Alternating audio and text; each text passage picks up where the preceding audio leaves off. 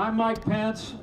I'm from Indiana and I'm running for President of the United States. Is there a Democrat that I think I can't beat? No. I did my duty that day. I truly believe it.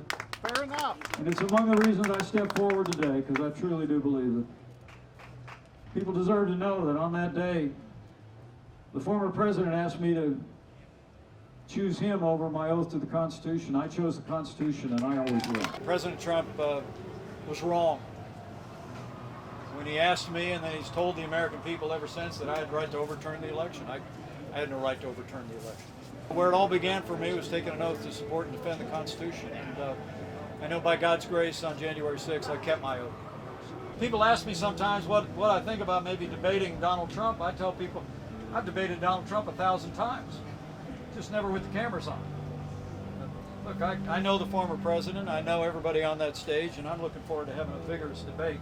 You know, I was always loyal to President Donald Trump. He was my president, he was my friend.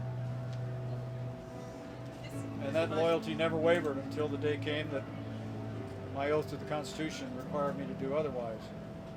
But I'm proud of that record. But it's where now I see the president and frankly others that are walking away from the agenda, the conservative agenda that we were advancing.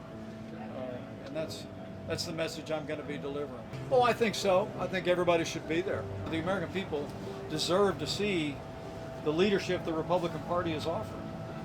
And I think everyone that is standing for the Republican nomination, from my former running mate on down, ought to be on that stage, ought to be making their case, and we'll let the American people decide. I always welcome the idea of American hostages being released, but I think President Biden's decision to give $5 billion to the mullahs in Tehran is a disgrace. The United States of America doesn't pay ransom. The very idea that we would transfer $5 billion to the mullahs so that they can continue to support Russia's unconscionable invasion, continue to sow violence across the region, it's just unconscionable. Look, I've been very clear about the stand that I took on January 6th. I know I kept my oath, the Constitution and the American people. But at the end of the day, judgments about leadership in the party belong to the American people.